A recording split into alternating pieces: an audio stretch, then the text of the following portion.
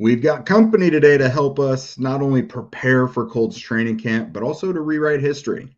Let's get to it.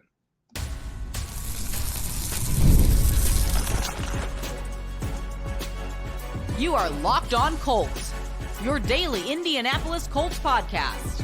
Part of the Locked On Podcast Network, your team every day. All right. Thanks for tuning in and making us your first listen of the day. This is your daily podcast covering your Indianapolis Colts, part of the Locked On Podcast Network, your team every day. And today's show is brought to you by FanDuel. Make every moment more. As playoffs wind down, the sports stop sporting like we want them to. But this summer, FanDuel is hooking up all customers with a boost or bonus daily. That's right. There's something for everyone every day, all summer long. Just visit FanDuel.com to get started. What is up, everybody? This is Jake Arthur and Zach Hicks of HorseshoeHuddle.com, your resident media member and your resident film expert. And today we are joined by someone who is probably an ideal candidate if either Zach or I were to die tomorrow. Terrific replacement for us. It is Derek Schultz, one half of Query and Schultz. You can also see his musings about the Colts and other Indy sports on Indiana Business Journal and Indy Monthly. Derek, welcome back. It's your triumphant return, buddy.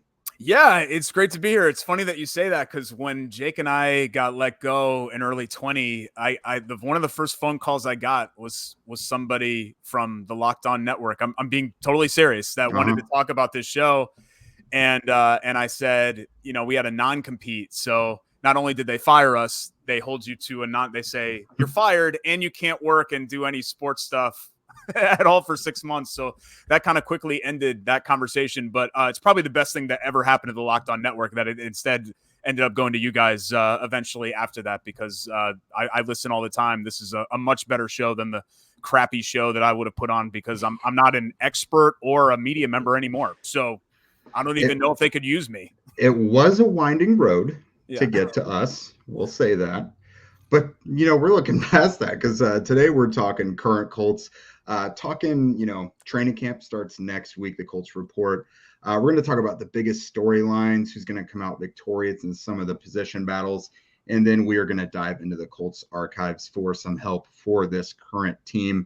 Derek, it's like we were talking about earlier. If you know the 2023 Colts, you definitely know the 2024 Colts.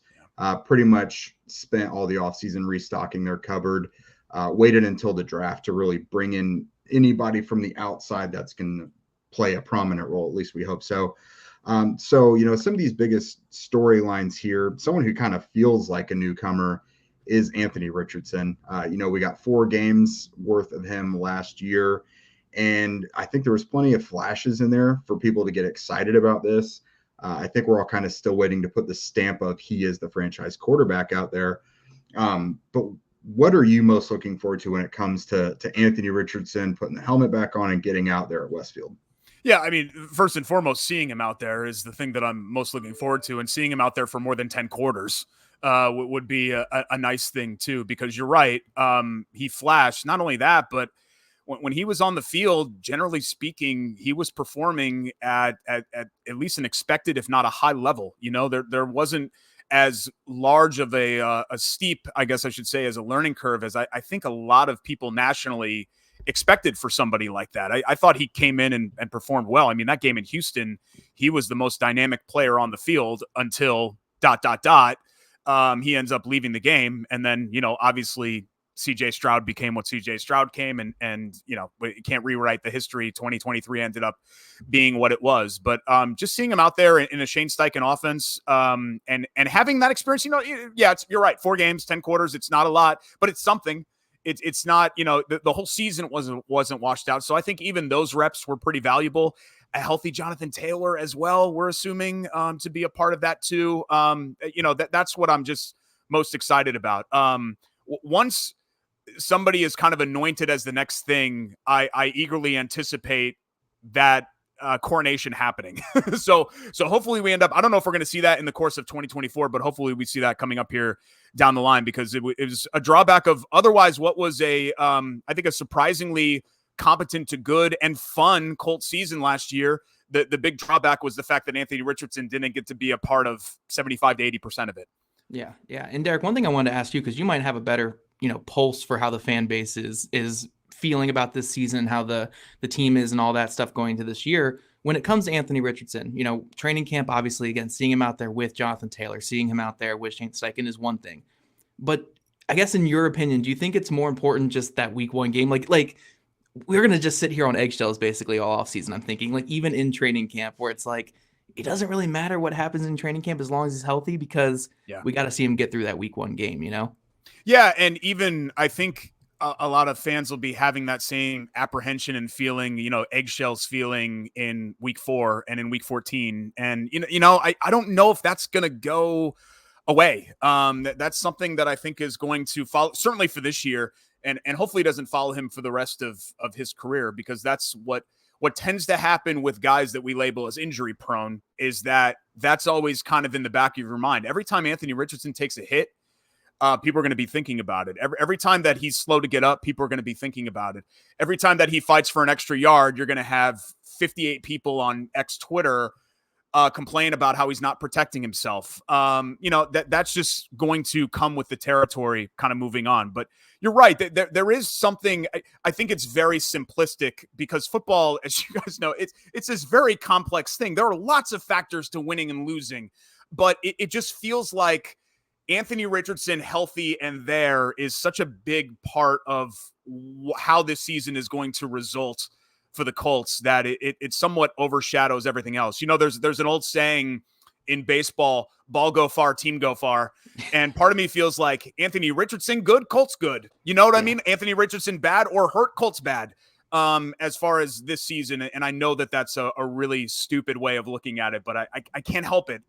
That's I think how much is somewhat on his shoulders this year for this team to kind of take that next step after just being kind of hanging in the middle here for the better part of the last 5 seasons. I'm right there with you. It almost seems like nothing matters if he's not part of it. Like last year they were knocking on the door of the playoffs and it's like, that's cool. But it's like Anthony's not the quarterback under center. So how much does it really matter? So obviously the Colts offseason approach kind of seemed like they were putting a lot on Anthony's shoulders. They weren't bringing in a ton of outside help. Again, we talked about they're running it back basically. So it seems like they think, adding Anthony back into the mix is, the biggest X factor. But talking about some of those newcomers, one of them is someone who already kind of has shown a little chemistry with Anthony during the offseason. That's A.D. Mitchell. And then the first round pick, Laiatu Latu. So 2 guys who I think everyone can say, if all goes well, factor into the team long term, but neither of them have like an immediate spot to, they're not necessarily going to start right away. Latu has Kwity Paye, Samson Ebukam he's going with, and A.D. Mitchell is there with Alec Pierce, obviously. So when you look at these 2 guys, what are your short and long-term views of them? Well, what I kind of like about both of them is I hope that they're going to push the other people that were them before they were them. And what I mean by that is Latu comes into the equation, so maybe that unlocks Kwity Paye a little bit more. Mitchell comes into the equation, so maybe that pushes Alec Pierce a little bit more. Not that those guys are lazy or anything like that. It's just that, originally you were thinking a couple of years ago that, we were talking about Pierce and before him, Paris Campbell as being kind of that dynamic, home run kind of threat. Oh, he's got a lot of potential in that whole deal. And now, Mitchell is the next guy in line after those guys have somewhat disappointed. And even Paye, even though in the pass rush in general has been productive, it's been kind of a sum of its parts sort of thing. Like everybody's been pretty good. And that's fine. That's better than not having a good pass rush, I guess. But you're really hoping to get like that kind of dynamic player at that spot that keeps other teams up at night. And the Colts don't really have that guy. So I always caution. I almost become, cautious to the point where I'm pessimistic about receivers because, God, we really freaked out about Campbell. And a lot of what happened to him here was not his fault. And it was, the football gods. And we talked about Richardson with the injury prone stuff. I watched games with Campbell, and every time that he came up slow or got hit, I was like, oh God, here we go again. Here's another, 10 weeks or something like that. So I think he had to kind of go through it here too.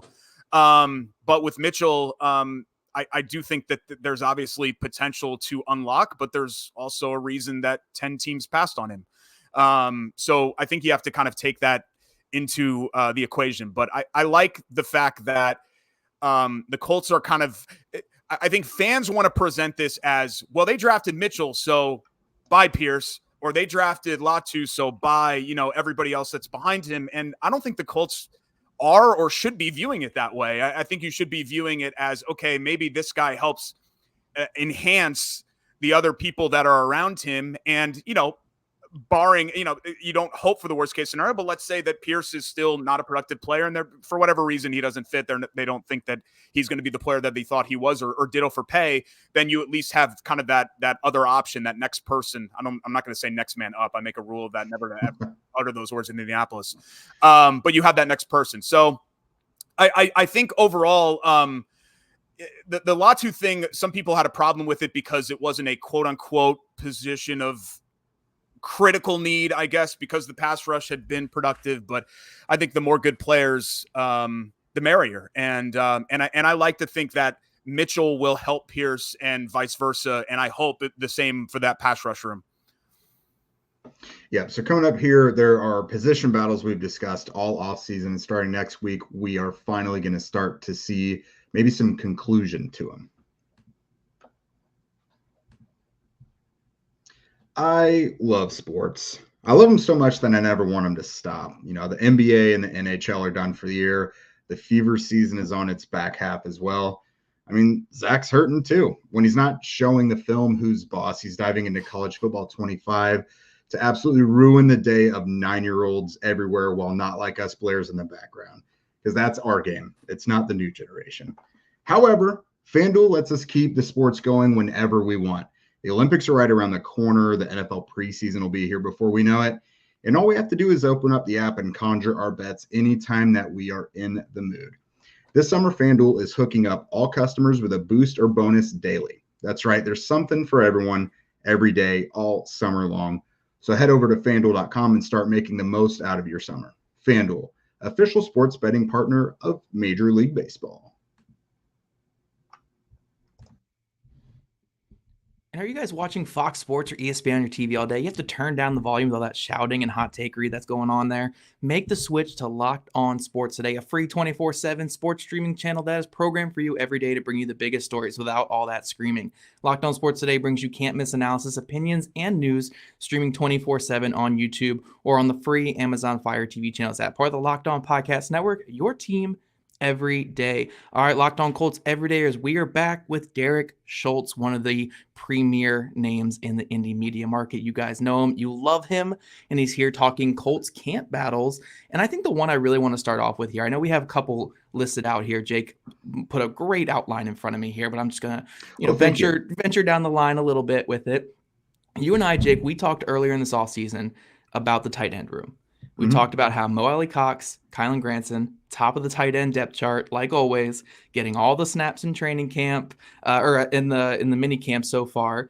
And we kind of both made the opinion that, like, if this is the same thing by the end of August, it's a major failure with the Colts tight end room. If Mo Alley-Cox is a starting tight end again, like, what's going on with Jelani Woods and all these other players? Derek, I want to ask your opinion on that. If Mo Alley-Cox is not only on this team next year, but he's getting, 50, 60, 70% of the snaps again at tight end, what does that say about the other guys in the room there? That the Colts were wrong, right? The Colts were wrong on Woods and some of these others, and Granson, et cetera. Or there's been a rash of injuries, and that's a problem. Look, no offense to Mo Alley-Cox, but I think we've kind of figured out he's been with the Colts now, 14 years? And we've kind of figured out in that time, what he is and what his limitations are. So you hope that he's not anything close to a TE1. I don't necessarily have an issue with him. I guess if he was good enough, they felt like he was good enough to make the roster, then, fine, whatever. But playing a prominent role and just making the roster, I think are two different things. But yeah, you looked around at the NFL playoffs last year and the teams that went really far and what they offered at tight end. And I think a lot of Colts fans probably were agreeing with envy, right? Because you're like, man, I want that. I want that level of playmaker. And that's not to say that I'm shut off to, Woods or somebody else becoming a really dynamic playmaker for them. But I think this is a big year for a lot of the guys in that tight end room to show what they are. Mo Cox, we already know what he is, but I'm not entirely sure what Woods is yet, or maybe Granson is yet, to varying degrees. We know a little bit about them, but yeah, that's a spot that I think the Colts need to find some dynamic production from, because that seems to be the blueprint for the NFL in 2024 and moving forward to, get dynamic level production from the tight end spot. And I like to think that Shane Steichen can unlock that, and having a healthy Richardson will help, and having the run game with a healthy Jonathan Taylor, it's kind of like all these other factors that kind of move into it. But I am absolutely intrigued to see if there is a runaway winner there. And I hope there is, because if there's not, and you're just kind of like, okay, well, Woods is the one by default because he was the least bad, then that's a big red flag going into September and when the season starts. Yeah, I believe with Shane Steichen's career as an offensive play caller, it started in 2017 with the Chargers. I think last year was the only time he didn't have a tight end that was top 10 in targets or top 10 in receiving yards and catches and all those things. So he's been a guy who's fed the tight end position.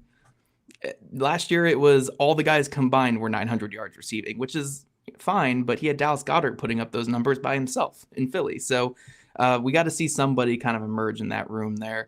Jake, where do you want to go with this next one here? Do you want to go to corner, or do you want to go to free safety? I feel like this is something that obviously all the Colts fans want to talk about right now. So we talked about this a little yesterday, cornerback, and that one at least has like guys we know can play a bit. But what's your temperature on safety, Derek? Because it feels like it's been a minute since the Colts have had a position where someone just has to win it. Like normally when there's camp battles, it's literally, may the best man win. But this one, it's like, we're just going to give guys a chance to be next to Julian Blackmon, who, hasn't played a full season in his career. Like, did they drop the ball on this one? Because like, at least when it comes to cornerback, they defend their cornerback room to the death. They haven't really taken that same stance at free safety. Yeah, I think they're relying on everything going perfectly. And if you followed the Colts for any number of years, you know that particularly in the defensive secondary, when it comes to health, it never goes perfectly. Seemingly there are always injuries that pop up over there. So I think, like going into last year, maybe you could defend their stance and sitting on the guys that they were. And then Dallas Flowers gets hurt. And then it's kind of like a house of cards, right? And I worry that it's kind of a house of cards again.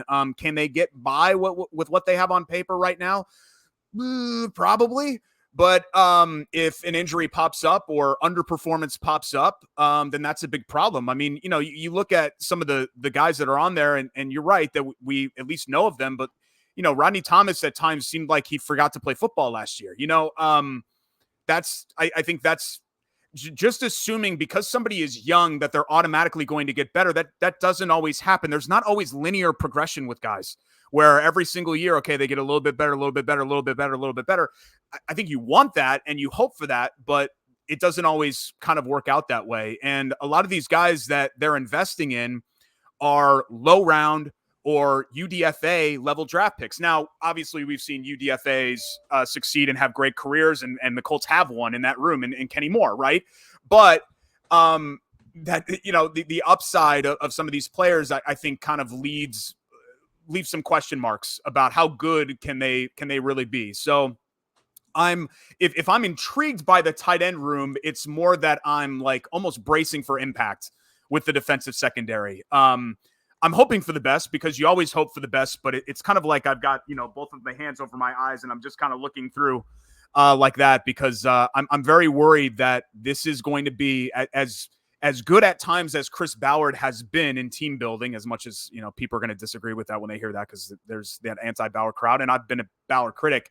I think one issue where you can absolutely criticize him is having seemingly an annual blind spot at a certain position where the Colts are dug in and they're banging their fists on the table and they're saying, we are fine here. We like the guys that we have. And then the season starts and they are completely not fine at that spot. And everybody's saying, see, we told you what happened. And, they did it at receiver a couple of years ago. They've done it at pass rush and they did it, I think, last year in the defensive secondary as well.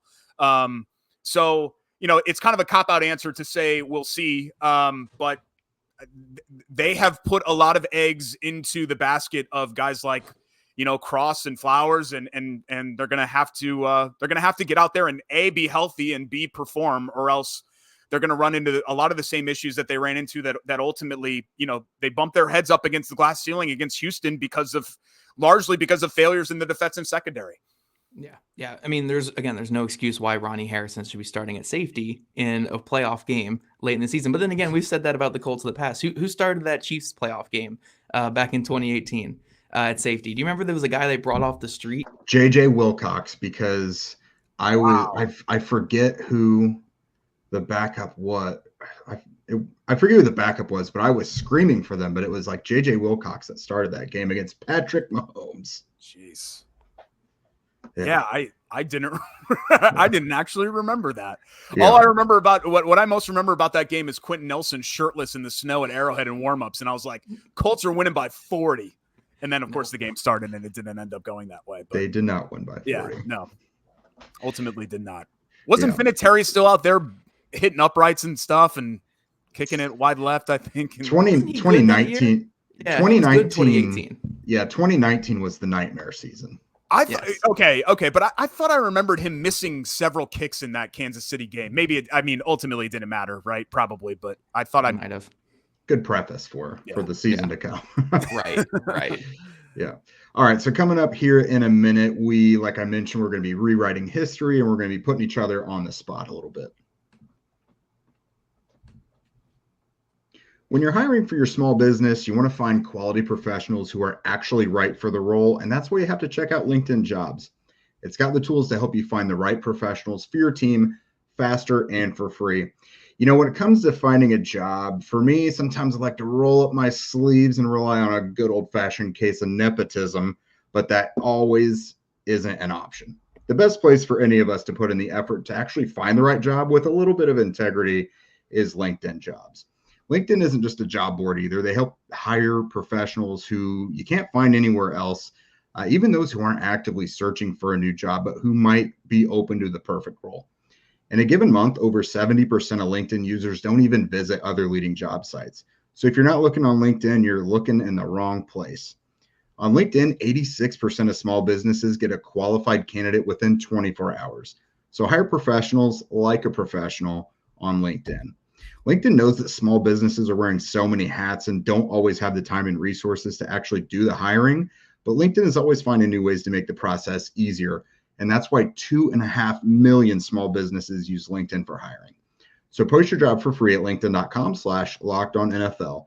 That's linkedin.com/lockedonnfl to post your job for free. Terms and conditions apply.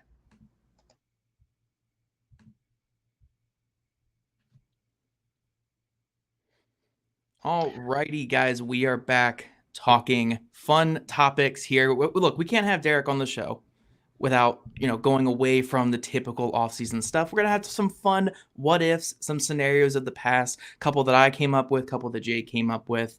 But I think you guys know me well enough to know that this first one is obviously all me because I don't care for the Pro Bowl players. I don't care for the All-Pro players. We want the diamonds in the rough players. So Derek, I want to ask you one former non-Pro Bowl player from the Colts that you can add to the current team. I didn't add this stipulation I told you, but if you are taking a player who's not a Pro Bowler, like it can't be like, oh, Andre Johnson didn't make a Pro Bowl with the Colts. We're taking prime Andre Johnson. Like, sure. I mean, like a guy who, like, if you want to take him with the Colts, you can, but you get Andre Johnson with the Colts if you want to go with that there for this scenario. Hakeem Nicks with the Colts. Yes.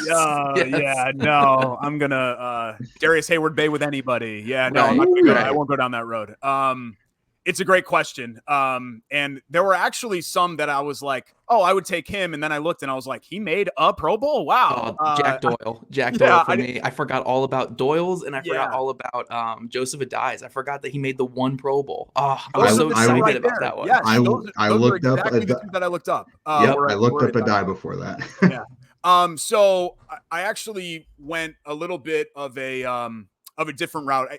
I think when you're looking, we were just talking about defensive secondary and having a veteran presence. And I actually didn't look if this guy made the Pro Bowl or not, but he popped into my head about an hour ago when I was talking with Jake again. I always kind of liked Kelvin Hayden. Did he make a Pro Bowl? I doubt it, at least not with the Colts. Yeah. That's a Super Bowl hero. Yeah. A play that is completely overshadowed, right? Because how many franchises can really say that their most prominent win and most memorable play both came in a non-Super Bowl win? And I think the Colts can do that because it's the Jackson interception, and the AFC Championship game is the biggest win in Colts history. The Bears Super Bowl was almost like a coronation. It was an afterthought. That was a guarantee that was going to happen. Mm-hmm. But Hayden had the clinching play in what was just a god-awful game. Not for anybody in Indianapolis, obviously, but not a rainy, sloppy, messy night in Miami. So Hayden came to mind. The other one for me, and this is because the Colts running back depth is a little bit in question, and this guy had a lot of injury issues, but I think he did kind of a lot of. I just enjoyed watching him play. I liked his attitude, and he did a lot of things well. Ahmad Bradshaw was another guy that I thought of. Yes. Nice. That's a good one. Not a Pro Bowl player, but could make big plays at times and fit in well. He was a really effective player when he was healthy. He just had basically 2 bad feet, and that ultimately was a big issue for him. But Hayden and Ahmad Bradshaw were the two, relatively recent ones that came into mind for me. I'm in love with those answers. Yeah, the two recent guys I came up with. And these are very recent because, again, I've mostly been around the Colts since like 2017. But the first one was Kari Willis, really popped into my head. Okay. Just to have that kind of presence back there. I know he's not the most rangy guy, but just that presence. And then Julian Blackman could go back to free safety. And we could be good back there at safety, or better at safety. But the other one is just the craziest guy to never make a Pro Bowl. And look, I know the Colts are fine at this position, but I'll just take him and we'll figure it out. And that's Anthony Costanzo. Just bring him back. Bring back prime Anthony Costanzo. We'll figure it out. We'll put Braden Smith back at guard. We'll put Ryman at right tackle. Whatever. We'll figure it out. Bring back Costanzo. Somehow never made a Pro Bowl in his NFL crazy. career. It's really kind of a travesty that he never made a Pro. I don't even know how that's possible. I mean, now Dallas Clark made a Pro Bowl, but it almost seems like that. Like routinely one of the best guys at his position, but there was always like 5 other guys a little bit better. Fair. Clark was with Tony Gonzalez, Antonio Gates, and all that. But yeah, Costanzo was really dependable, and the Colts found that out the hard way after he retired. For me, I'm going with the era that Derek was talking about. Again, this guy would probably actually complement the current Colts backfield really well. I'm going Dominic Rhodes. Ooh. I mean, they need a hero. I mean, that guy, he could catch the ball like no other. He was a really good kickoff returner as well. If I remember correctly, he was pretty decent in pass protection. So, I mean, the guy could run the ball. He ran for 1,000 yards when Edgerrin James got hurt. So that's a guy who easily could be your RB2, and we wouldn't have to say, like, is Trey Sermon good enough? What happens with Evan Hull and Tyler Goodson? Like Jonathan Taylor and Dominic Rhodes, that would be really fun. Yeah. And then, Derek, Zach and I did something somewhat similar recently, but I said plugging in Stephon Gilmore to this current corner room would be really good. Like the year the Colts had him, not necessarily like 34-year-old Gilmore now, or however old he is, but like the year 2022 Gilmore in this group, I think would be really good. Yeah, one of the few bright spots. Dom Rhodes, one of my favorite overlooked plays in Colts history. 2008, the year the Steelers won the Super Bowl. Colts, who never beat the Steelers, went to Heinz Field and won that game, and it was clinched on a long screen pass from Manning to Rhodes. Yeah, that 2008. Remember, they started 3-4. Manning had the Bursa sack. We found out what a Bursa sack was. Right. Yep. And they won 9 straight to end that season, and one of the 9 straight was at Heinz Field against the Steelers. That was a really fun team that ultimately ran into Seifries and Sproles and the 8-8 Chargers in the wild card round in a game that we won't rehash on. I'm pretty sure the Colts only just last year beat the Steelers for the first time since then too. So that was cool. Yeah, Man, it had been a while. Billy Volek, never face Billy Volek again. That's the Colt killer right there. Is Billy Volek at quarterback? One more question.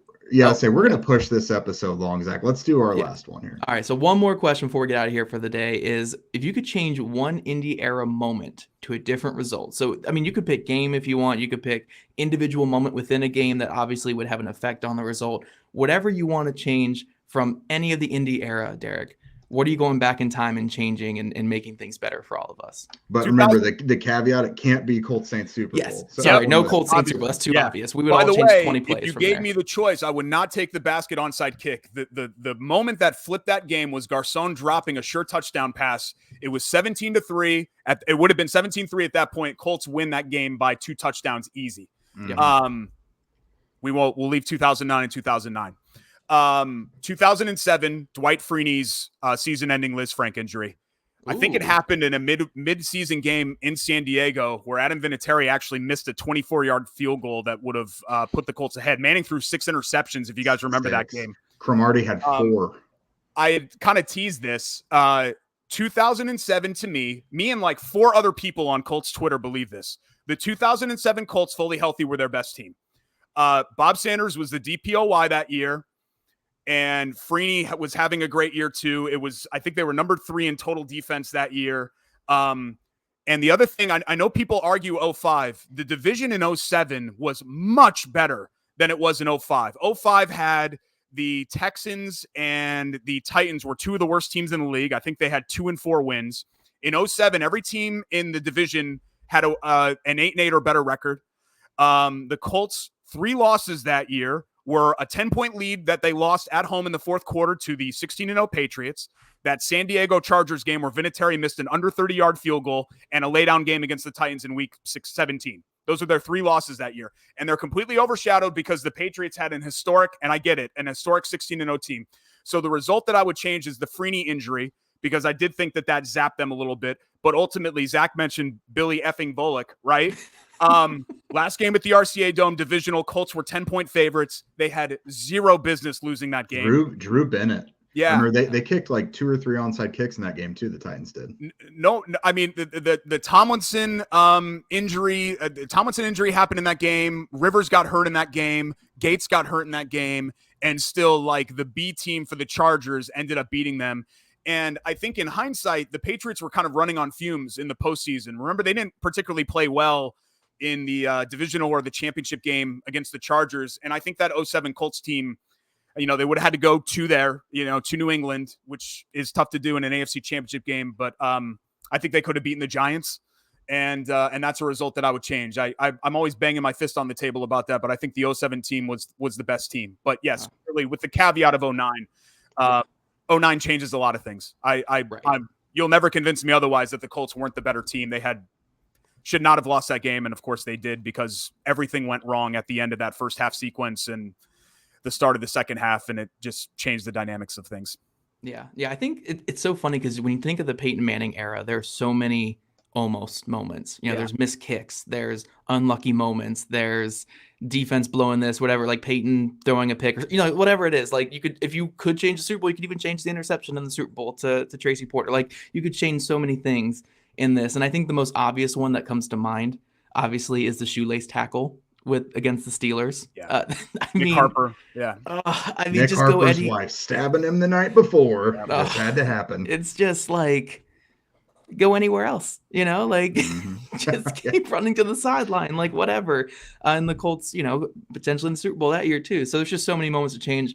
I think personally for me though, just from my time covering the Colts, because I don't want to infringe on your guys' era of watching the Colts, just because I wasn't a Colts fan then, but just from my time covering the Colts, almost anything about that Colts-Bills playoff game in 2020 with Phillip Rivers. Yeah. I mean, the missed short kick, the offsides penalty by Kemoko Toure before halftime. I believe there was a throw out the back of the end zone on a 4th down to Michael Pittman Jr. that barely went over his hands.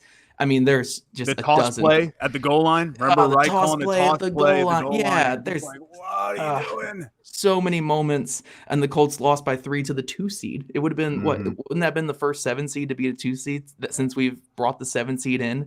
That was the first year, of the 7th seed, I think, right? Yeah. And they took the Bills to the wire, and Josh Allen was playing well. Like, Josh Allen's a great playoff quarterback. The Colts took him to the wire, and I'm not saying they go to the Super Bowl that year by any means, but like that Colts team had it. They had some juice, man. Like they had some serious juice.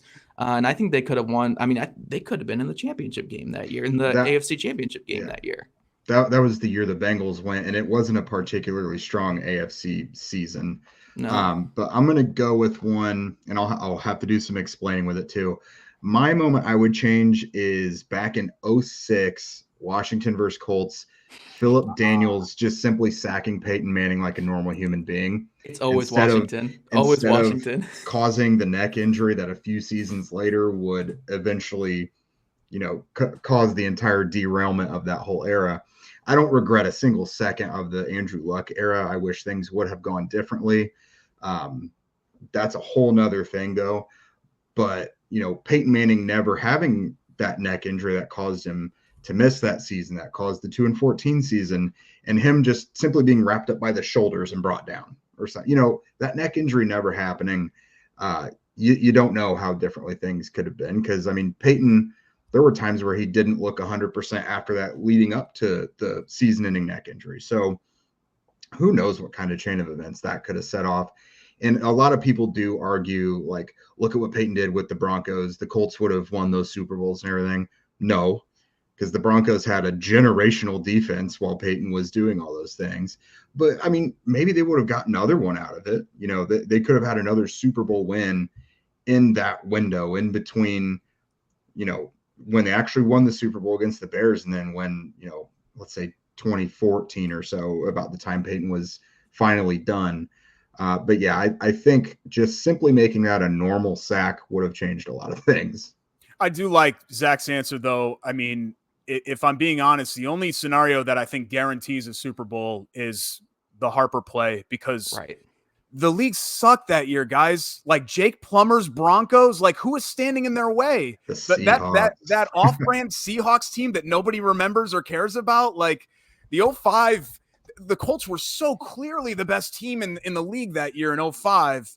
Whereas 2007, you had Romo's Cowboys and Favre and the Packers were really good. And obviously the Patriots. You had a lot of good teams that year.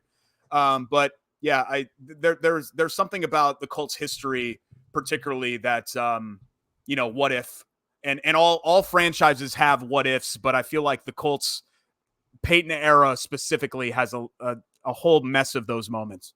Yeah. And I'll hit this one really quick, 'cause I know we got to get out of here in a second, but the biggest what if for a lot of people, if you're really using hindsight bias, and I'll ask you guys, because you guys both have been Colts fans through all this, the choice on moving on from Peyton Manning to go to Andrew Luck, using all the hindsight bias that you can right now, do you trade that first overall pick for a ton of picks and just one last ride with Peyton and maybe win a Super Bowl or two, or do you still do the same thing the Colts did? I'll give my quick answer before letting Derek explain his, but I say no. The Colts do it all the same. Not necessarily everything after drafting Andrew, but I would have done maybe a little earlier. I would have done the same exact thing. Yeah. Yeah, it was defensible and they made the right decision at the time. But if you're offering me the gift of hindsight and you're telling me 3.5 more all-pro MVP level seasons from Peyton Manning plus a draft pick package for number one for a generational level quarterback, then I'm taking the latter. Yeah. Yeah. Jake's right about the Broncos defense and the scenarios, and there's no guarantee that they would have replicated that here, but you'd have 3.5 MVP level seasons with Manning, and I'll leave the rest up to, I'll take my chances with that. It is enticing for sure. It's not like a layup, but yeah. Look, the 2014 Colts, even with all the issues building teams with a young quarterback and Andrew Luck, they still went to the AFC Championship game, right? Wasn't that the 2014? So, yeah. Who knows? I think that's all a huge what if there, obviously. But you guys let us know in the comment section, what are your biggest what if moments, not only from the Peyton era, but you can do from the Ballard era too. What if they don't let Bobby Okereke walk? Is their linebacker group feeling a lot better right now? Mm-hmm. What if they draft AJ Brown over Rock Ya-Sin? Or you guys can do all your what ifs that you want as well in the comment section. Please let us know. Before we get out of here, though, I do want to remind you guys that Locked On has launched that first ever national sports 24/7 streaming channel on YouTube and is now also available on Amazon Fire TV app and the free Fire TV channels app. Locked On Sports Today is here for you 24/7, covering the top sports stories of the day with the local experts of Locked On, plus our national shows covering every single league. Find Locked On Sports Today available in the free Fire TV channels app. And if you guys don't already, make sure you're following at Locked On Colts, at Jake Arthur NFL, at Zach Hicks 2, and at Schultz 975. All on Twitter. Also subscribe to us on YouTube or wherever you listen to your podcast. We love your guys' ratings, reviews. Make sure you're giving Derek Schultz a follow if you don't already. I'm sure you already do. Derek, thank you for joining us. And guys, we'll be back here tomorrow afternoon.